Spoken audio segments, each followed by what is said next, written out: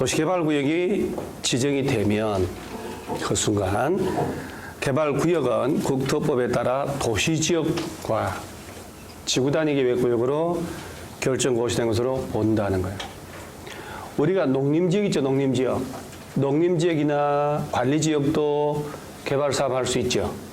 면적 얼마 이상으로 지정해야 될까요? 30만 이상으로 도시지역 바뀌니까, 그죠? 만약에 도시지역이 아닌 곳에다가 개발사업을 한다. 그러면 개발구역 지정되면 용도지역은 저절로 뭘로 바뀐다고? 도시지역으로 바뀌어요. 엄청납니다. 그러니까 지자체에다가 민원을 넣어서 용도 변경해달라고 할 판에 만약에 농림지역인데 한 100만 평 정도 개발구역을 지정했다. 농림지역이라 하더라도 개발구역 지정하는 순간 그 용도는 도시지역으로 바뀌어버려요. 용도 변경돼요. 대박이죠. 동시에 지구단위계획구역으로 결정 고시된 우리 지구단위 배울 때 지구단위계획구역이면 용적률 2배까지 완화하고 그런 얘기 있었죠. 그러니까 도시지역으로 용도 변경되는 것도 대단한데 지구단위계획구역으로 지정된 것으로 본다. 난리 나는 거예요. 그래서 만약에 이런 데 땅을 가지고 있다가 개발구역이 지정된다더라. 그러면 그 땅 주인은 마곡지구 보상금이 600억대 받은 사람이 2사람, 400억대 받은 사람이 12명인가 11명. 뉴스 나왔잖아, 그 당시에. 수십 년, 10몇 대 동안 거기서 고향으로 터잡아서 농사만 짓고 살다가 그래서 신도시 들어서서 600억대, 뭐 세금 띄고 하면 400 얼마 된다고 그러는데 보상금 받는 거예요. 400억이면 언제 다 쓰냐고, 그죠? 자, 그러면 도시적이든 아니든 공통적인 게 지구단위계획구역 지정된 거잖아요. 그럼 우리 지구단위 배울 때처럼 지구단위계획구역 지정된 거나 마찬가지니까 지구단위계획을 짜야 될 거 아니에요. 몇 년 내? 지구단위 배울 때 3년 되는 날까지 지구단위계획 수립 고시 안 하면 3년 되는 날에 다음 날에 개발구역 다 풀려버리잖아요. 저 지구단위 풀려버리는 똑같아요. 개발구역 지정하고 3년 되는 날까지 지구단위 계획의 내용을 포함하는 실시계획 작성해서 인가 신청 안 하면 3년 되는 날에 다음 달 개발구역은 다 풀려버립니다. 자연스럽게 똑같단 말이에요. 지구단위하고 그렇게 외워야 되거든요. 그 다음에 지금 개발구역 내 허가 대상이란 말 나오죠. 이것은 구역 지정했잖아요. 구역 지정을 하면 어쨌든 불도저 밀어야 될 거 아니에요. 근데 개발 사업 한다고 지정했는데 이 안에 땅 가진 사람이 또 건물 새로 짓고 공작물 설치하고 그럼 또 철거해야 되잖아요. 그래서 이 개발구역이나 다음 주에 정비구역이나 둘 다 똑같거든요. 개발구역 안에서 다음에 해당하는 행위를 하고자 한 자는 특별성 시장군수한테 뭘 받으라? 허가. 자, 여러분 이거 하려면 허가를 받는데 허가를 받은 걸 변경할 때는 허가 받나요? 자, 공법에 또 요령 알려줍니다. 건축허가를 받았다. 농지 전용 허가 받는다. 사업계획 승인, 실시계획 인가, 조합 설립 또는 각종 허가를 받았다. 인허가 등을 다 받았죠. 받은 걸 변경할 때도 똑같아요. 허가를 받고 변경은 내 마음대로 하면 처음에 허가 받을 때만 기준대로 하고 변경 마음대로 하면 안 되잖아요. 그러니까 개발구역 안에 이런 거 할 때 허가 받지만 변경할 때는 허가 안 받는다. 이러면 틀리는 거예요. 변경도 허가를 받습니다. 건축물 건축 등 공작물 설치, 그 다음에 특별히 외우지 않아도 되니까 형질의 변경, 자, 토속의 채취. 여기 토지 분할이란 말 나왔죠. 토지를 한 개를 분양받고 환지를 받을 수 있는 사람이 여러 필지를 받으려고 자르는 놈도 있겠죠. 여러 개를 가진 사람이 하나만 받으려고 합치는 놈은 없겠지. 재개발을 하는데 입주권이 여러 개가 나와. 나는 하나만 받겠다고 합친 놈이 있겠냐고요? 없지요. 하나 가진 걸 여러 개 받으려고 하는 욕심은 많잖아요. 잘 보시면 토지의 분할은 허가 받아야 되죠. 맞잖아요. 합병은 없잖아요. 객관식 답이 그거였다고요. 아니 또 연필. 공법은 처음부터 끝까지 합병은 금지 대상이 아니에요. 누가 4개를 받을 걸 1개만 받겠다고 합병한 놈이 누가 있겠냐고. 1개 나오는 걸 4개 받으려고 한 놈들은 천지로 나오지만. 그래서 합병은 허가 대상 아니에요. 그다음 분할만. 물건 사놓을 때도 물건을 몇 개월 이상 사놓을 때 1개월. 그럼 2주간 물건 사놓는다. 개발구역 안에 허가 안 받죠? 몇 개월? 1개월. 벌채 식재 이런 거 할 때 허가 받아야 돼요. 자, 그런데 합병은 허가 대상 아니라는 사람 주의해야 한다는 건 최근에 예가 나왔다는 얘기예요. 작년인가 재작년 나온 거예요. 자, 그 다음에 허가 예외해놓고 아무리 개발구역이라도 재해를 복구하고 재난수습을 하는 응급조치할 때는 허가 받으라고 말이 안 되죠. 지진 나가지고 산불 나서 복구를 해야 되는데 불도 밀고 막 해야 되는데 왜 허가 안 받았냐? 말이 안 되잖아요. 이건 뭐 우리나라 공법은 또 처음부터 끝까지 얘는 허가 받는 거 아니에요. 그 다음에 농사 관련된 건데 모듈로 허가 받아요. 개발이 아닌데. 그 다음에 경작 이런 거 마찬가지. 그 다음에 딕을 이어보면 개발구역의 개발에 지장을 주지 않고 자연경관 손상하지 않는 범위 안에서 투자. 개발에 지장도 없어. 자연경관 손상도 없어. 그리고 경미한 토속 채취해요. 허가 안 받아도 되죠. 그 다음에 개발구역 안에 남겨두기로 했다는 얘기는 불도저 요거는 안 밀 거야. 남겨두기로 한 대지 안에 물건을 쌓는다. 지장이 되지 않잖아요. 자, 여기 중요한 게 이제 관상용 중목의 임시식재란 말 나오죠. 조경수로 임시로 심어놓고 손님은 팔아야 되잖아요. 땅에 심어놔야지 그거 아니 말라 죽는데. 자, 다시 관상용 중목의 임시식재는 허가를 받아요, 안 받아요? 지금 허가 안 받는 거요. 허가 안 받는 거? 안 받아도 돼요. 단 경작지 안에서 심는 것은요. 허가를 받아야 돼요. 자, 여러분 제가 잘 들어요. 보상을 이 지작물 그 개발 사업을 하고 보상을 할 때 지작물 조사라는 거 해요. 그 위에 나무가 어떤 거 심어졌냐, 농작물 어떤 거 심어졌냐 다 조사를 해요. 그 예를 들어 그 나무에 조경석이 있다. 그 돈이 될 만한 조경석인지 얼마짜리인지 마당에 나무가 심어졌다 얼마짜리인지 다 해요. 자, 그러면 보상금 책정할 때 내가 개발구역 안에 밭을 200평을 가지고 있다. 밭 아죠, 밭. 전, 농지. 아무것도 안 심어 놓았을 때는 땅값만 나와요. 그 밭에다가 뭐 예를 들어서 인삼을 심어서 재배하고 있다. 인삼값도 나오겠죠. 밭에다가 배추 심어서 배추. 그리고 배추 심어가지고 싹이 요만큼 올라왔어. 그러면 싹값만 줄까요? 아니에요. 배추가 익어서 출하했을 때 소득을 기준으로 감정평가해요. 그럼 여러분요. 땅만 있을 때하고 그 위에다가 농작물 심어 놓으면 보상금 더 나오잖아요. 그죠? 그럼 거기다가 땅에다가 내가 배추 심어 놨는데 어디서 정보를 알고 배추 다 갈아엎어 버리고 나무를 심어요. 나무를 심으면 보상금 더 나오겠죠. 묘목 가게 가서 요만한 거 1,000원짜리 나무를 쫙 심어 놓으면 와서 감정평가할 때 얘 1,000원짜리구만. 1,000원 안 그래요. 얘가 성목이 됐을 때 컸을 때 출하해서 팔았을 때 얼마 해서 감정평가를.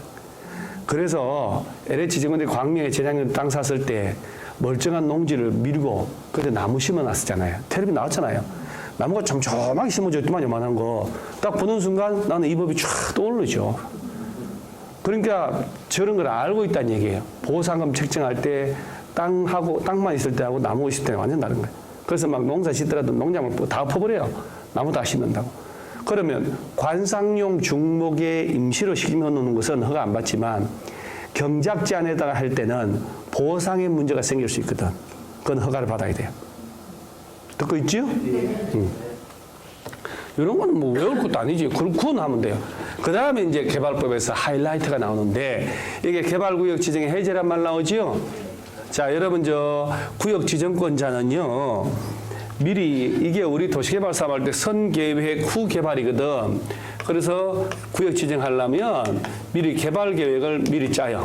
그래서 개발 계획을 짜서 그럼 얘 누가 짜냐? 지정권자가 짜서 구역 지정해요. 그럼 이제 순수가 제대로 된 거예요. 그러면 지구 단위 계획 구역 지정된 거나 마찬가지니까 3년 되는 날까지 지구 단위 계획을 담아서 실시 계획 짜서 인가 신청 안 하잖아요. 그럼 3년 된 날 다음 날 다 풀려버려요. 그런데 정상적으로 계획 짜서 구역 지정하지만 여러분 자연 녹지나 생산 녹지나 도시 외 지역은 개발 사업을 하더라도 계획을 짜서 소문 다 나고 나중에 지정하면 땅 투기 들어가고 난리 나겠죠. 안 그럴까? 당연히 그렇죠. 그래서 자연녹지, 생산녹지, 도시외지역은 먼저 꼼짝 못하게 묶어버리고 나중에 개발계획 짤 수도 있어요. 그러니까 머릿속에 항상 생각을 하는 게 개발계획을 짜서 구역 지정하지만 구역을 먼저 지정하고 나중에 개발계획 짤 수도 있다. 자, 그렇다면 구역을 먼저 지정하고 나중에 개발계획 짤 때는 구역 지정하고 2년 된 날까지 개발계획 수립 고시 안 하면 2년 된 날 다음 날 다 풀려버려요. 개발계획 2년 내 짰더라도 또 3년 된 날까지 실시계 인가 신청 안 하면 3년 된 날 다음 날 다 풀려버립니다. 그 얘기가 지금부터 나오는 거예요. 자, 보면 도시개발구역 지정 원칙적으로는 구역 지정하기 전에 미리 개발계획 짰을 때 다음에 정한 날에 다음 날 해제된 것을 본다. 잘 보세요. 이건 워낙 뭐 빈칸으로 그대로 나온 적도 있으니까. 개발구역 지정 고시 때부터 몇 년? 3년 되는 날까지. 자, 여기서 우리가 입으로 뜯을 건 3년. 개발사업에 관한 실시계획에 인가를 신청하자. 이걸 연습하셔야 돼요. 뭘 신청하지 않으면? 아니, 실시계획. 인가가 중요한. 실시계획 인가를 신청 안 하면 몇 년 된 날까지? 3년. 그 3년 되는 날 풀려요? 다음 날 풀려요? 되는 날이요? 다음 날이요?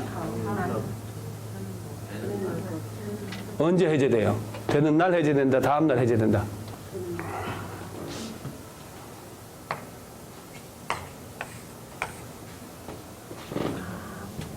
위에 있잖아요. 오늘이 3년째 된 날이면 오늘 풀려야 돼? 내일부터 풀려야 돼요? 내일부터죠. 3년 되는 날의 다음.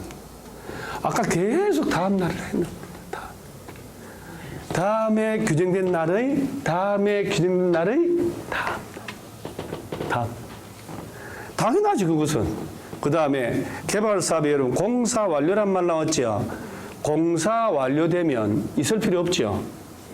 공사 완료 공고일의 다음 날 풀립니다. 여러분 재개발이든 재건축이든 공사 끝나면 있을 필요 없잖아요. 자, 그 다음에 이건 예외적으로는 뭐냐면 구역을 먼저 지정하고 나중에 개발계획 짤 때 개발구역 지정 후에 개발계획 수립하는 경우에는 다음에 정한 날에 다음 날 해제되는 거. 자, 개발구역 지정 고시 때부터 이거 몇 년? 2년 된 날까지. 자, 요 2년 동그라미 치고 개발계획 수립 고시라는 말 이런 데다 줄쳐야 되는 거예요. 2년 내 개발계획 수립 고시 안 하면 2년 된 날의 다음 날. 그 면적이 330만 제곱미터 이상이면 5년으로 한다. 330만 이상이면 몇 년 내에 짜면 된다? 5년. 니온도 2년 내에 개발계획 수립했다면 수립고시 한 날부터 3년 되는 날까지 실시계 인가 신청 안 하면 3년 된 날 다음 날 다 풀려버려요. 330만 이상이면 5년. 아, 다 복잡하구만. 그죠? 이렇게 하다 보면 또 막 시행자 변경은 또 잊어먹어버리고 내 숫자 좀 나온다 그랬잖아요. 다시 개발계획을 먼저 짜고 구역 지정하잖아요. 그럼 몇 년 내 실시계 인가 신청 안 하면 3년. 3년 되는 날에 다음 날. 다 없어집니다. 자, 구역을 먼저 지정하고 나중에 개발계획 짤 수도 있다. 그럼 몇 년 내 짜야 된다? 2년 내. 안 하면 다음 날 다 풀려버립니다. 330만 이상이면 5년. 2년 내 개발계획 짰더라도 또 실시계 인가 신청해야 됩니다. 몇 년? 3년 내. 실시계획 인가 신청하라. 3년. 실시계획 3년. 발음 비슷하네. 개발계획 짜야 된다. 먼저 지정했으면 2년. 요거는 2년. 실시계 인가 신청하세요. 요거는 3년. 되는 날이다. 다음 날이다. 다음 날. 그러면 용도지역에 환원되란 말 나왔죠. 아무 짓 안 해서 풀려버렸으니까 옛날로 돌아가야 될 거 아니에요. 아까 도시적으로 인정됐잖아요. 그래서 뭐라고 하냐면 개발구역 지정이 해제되면 개발구역 지정 전의 용도지역, 지역지구 구역 등으로 환원 돌아가고 지구단위 계획구역은 폐지된 것으로 본다. 없어져 버려요. 다만 개발사업의 공사 완료에 의해 개발구역 지정이 해제된 경우는 그러하지 아니하다. 이해가 가요? 캘리포니아 전기톱 살인 사건이라는 영화 아셔요? 캘리포니아는요 전기 의자에 앉혀놓고 죽입니다. 그렇다고 이제 전기가 전압이 낮으면 튀기기만 하고 안 죽잖아요. 그래서 한 2만 볼트에 0.1초 만에 저기 확 해서 딱 멈추게 죽는 거예요. 그걸 수입해서 전기 의자를 갖다 놓을까 싶기도 하고. 딴 생각하면 되고 막 좋으니까 뭐 이런 생각을 또 하잖아요. 그래서 이거 스위치 누르고 몇 번째, 네 번째, 스위치 딱 세 번째, 스위치 딱 누르면 쥐직 해가지고 죽지 않을 만큼만 전기 통하는 것이나. 이렇게. 여러분 저 경미한 전기는 좀 통하면 몸에 신경통 이런 거 없어지는 거 알죠? 정형외과 가면 통증 있을 때 전기 충격, 전기 자극하잖아요. 이렇게 지지지지. 어떤 데 가면 너무 세게 해가지고 말려들고 이렇게. 참 이렇게 애정이 참 넘칩니다. 저는. 자, 농림 지역이다. 한번 천천히 또 해결해 볼까요? 여기다가 개발 사업을 하고 싶다. 그럼 농림 지역이면 면적 얼마 이상으로 개발구역 지정해야 돼요? 그렇죠. 30만 이상으로. 그러죠. 그러다 농림 지역에다가 개발구역 딱 지정했다. 그 순간 얘는 용도가 뭘로 바뀌어요? 아유, 그럼요. 동시에 지구 단위 계획구역으로 인정됩니다. 그런데 개발구역 지정하고 3년 된 날까지 실시계획에 인가 신청 안 하면 개발구역은 3년 되는 날에 다음 날 해제되잖아. 그죠? 이렇게 아무지도 않아서 해제되면 얘는 도시적으로 냅둬야 돼요? 옛날로 돌아가야 돼요? 돌아가야지. 아무것도 안 했는데. 일단 이해하고 졸았네요. 그럼 또 하나 더. 농림지역에다가 개발구역을 지정했어요. 구역 지정하면 저절로 도시적으로 용도 변경되잖아요. 그런데 정상적으로 개발구역 안에 불도저 몰고 가서 공사를 다 끝났어요. 공사가 완료됐어. 공사 완료 공고일의 다음 날 개발구역에서 해제가 돼야 안 돼요? 해제돼야지. 사람 하나 죽는 거 보려고 그래요? 공사가 완료되면 재개발이 끝났으면 재건축이 끝났으면 재개발구역이 있을 필요 있어 없어요? 재개발구역, 재건축구역, 도시개발구역 지정하는 이유는 그런 사업을 하려고 하는 거 아니에요? 도시개발 사업에 공사 완료됐으면 공사 완료 공고일의 다음 날 개발구역에서 풀려야지. 개발구역은 필요 없다니까. 다 했으니까 개발구역 풀려야 되지. 그죠? 그런데 이렇게 해서 풀렸을 때는 야가 농림지역으로 돌아가냐고. 그건 안 돌아간다는 얘기지. 영구적으로 도시적으로 남는 거지. 공사 다 해버렸으니까. 알아듣지요? 그래서 개발사업의 공사 완료에 의해서 개발구역 지정이 해제된 경우는 그러하지 않다. 말귀를 하나씩 알고 책을 봐야 복습이 되는 거예요. 자, 그 다음에 개발계획. 자, 아까 요 개발계획은 누가 짠대요, 아까?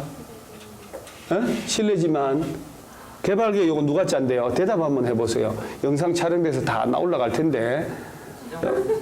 지정권. 우리 그 아까 계속 지정권자라고 얘기했잖아요. 지정권자가 미리 개발계획 짜서 구역 지정한다니까. 자, 그러니까 개발구역의 지정권자는 개발계획 수립하라고 이렇게 된 거예요.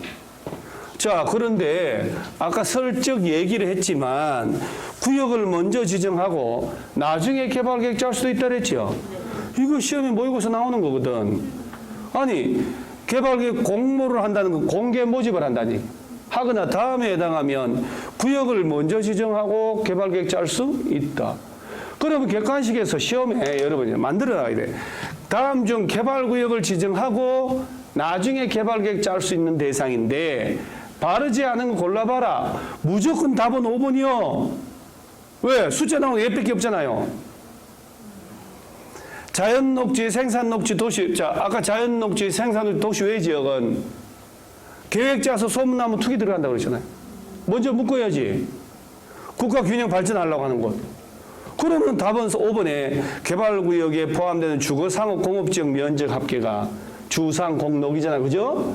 주거상업공업 개발용도 땅이 전체 구역 면적의 100분의 얼마 이하이다. 30% 이하라는 얘기는 70% 이상의 녹지적이라는 얘기예요. 그러니 얘하고 똑같다는 얘기지. 이걸 100분의 40인 곳, 100분의 50 이렇게 낸다고. 주거상업공업지역이 다 합쳐도 전체 면적이 100분의 30 이하이면 먼저 묶어버리고 개발계획 나중에 짤 수 있다. 그리고 숫자가 나오는 얘를 답 처리할 수밖에 없다니까. 두 번이나 나왔는데 두 번 다 얘가 답이었다고요. 다른 것들은 틀리게 못하니까. 자, 그 다음에 토지소유자 동의가 이게 이제 약간 레벨이 이제 그 시기 한 게 나오는데 지금 현재 요 위치가 개발계획 짜는 거잖아요, 지금. 그죠? 누가? 지정권자가. 자, 개발계획을 짜더라도 지정권자는 환지 방식이 여러분 교과서에 이 동그라미 해야 돼, 이거는. 이 동그라미 해야 돼. 108페이지 맨 하단에 박스 밑에 가로수 한번 보세요. 자, 가로수 한번 토지 소유자 동의라고 하는 1번의 지정권자는 환지 방식 동그라미 하고요. 자, 환지 방식의 개발 사업에 대한 개발계획 수립하려면 무슨 방식으로 하고 환지 방식으로 한다고? 그러면 환지 방식이 적용되는 토지 면적의 3분의 1. 자, 여기 지금 토지 면적 나왔죠? 면적도 나오고 소유자 총수도 나오잖아요. 객관식인 용어로 이런 거 나오면 둘 중에 하나 하면 안 되겠지요. 면적의 3분의 2 이상 소유자와 총수의 2분의 1 이상 와 또는 그 다음에 또 하나 이렇게 공부 문제 푸는 거 3분의 2도 나오고 2분의 1도 나왔죠. 그죠? 이렇게 재개발, 재건축도 들어가요. 동의 엄청 많습니다. 공법은. 이렇게 숫자가 나오면 높은 순서가 항상 먼저 나와야 돼요. 법조문 만들 때. 무슨 얘기냐면 면적의 2분의 1, 총수의 3분의 2 이렇게 바꿔서 낸단 말이에요. 시험은. 몰라도 틀렸죠. 3분의 2가 먼저 나와야 돼. 2분의 1이 먼저 나와야 돼. 3분의 2. 4분의 3이 나와야 돼. 3분의 2가 먼저 나와야 돼. 4분의 3. 자, 과반수하고 2분의 1. 어디가 머리통이 많게요? 100명의 과반수는 51명입니다. 100명의 2분의 1은 50명이에요. 과반수가 먼저 나와야지. 그죠? 그리고 그런 사실을 천천히 생각을 하고 공부하면 정말 답 쉽게 찾아지거든. 기출문제 보면. 오해 없이 바꿔놔요. 자, 그 다음 면적도 나오고 총수도 나오면 면적의 3분의 2 이상 소유자 또는 이라고 냅니다. 말이 안 되지 그러면. 자, 봐봐요. 자, 전체 면적이 30만 평이고 필지별로 소유권 이렇게 있어요. 이제 소유자 총수가 100명이에요. 만약에 둘 중에 하나로 가잖아요. 면적의 3분의 2 또는 총수의 2분의 1. 둘 중에 하나만 있으면 된다는 얘기지. 그럼 만약에 면적의 3분의 2라고 해버리면 이 중에 A, B, C 세 놈이 가진 땅이 보니까 얘가 10만, 5만이에요. 남은 짠짠한 땅 가지고 있고 세 놈만 도장받아도 면적의 3분의 2 넘었죠. 그리고 오케이 가자, 환지하자 라고 해버리면 97명이 결의무효 고소를 한다니까. 거꾸로 총수의 2분의 1 해버리면 100명 중 50명만 도장받으면 되는데 알고 보니까 야들 가진 땅은 전체 10분의 1도 안 돼. 3분의 2 이상 가진 사람들이 볼 때 열받을 거 아니에요. 그러니까 이런 거 나오면 면적도 나오고 총수도 나오면 객관식에서 또는 이란 말로 하면 안 되지 라고 생각을 하면서 문제 풀어야지 답이 보여요. 면적의 3분의 2 도장 받았죠? 그래도 총수 2분의 1 안 되잖아. 플러스 50명 되도록 잔챙이들의 동의를 더 받아오라는 얘기예요. 무조건 전체 소유자 총수의 2분의 1은 받아야 돼.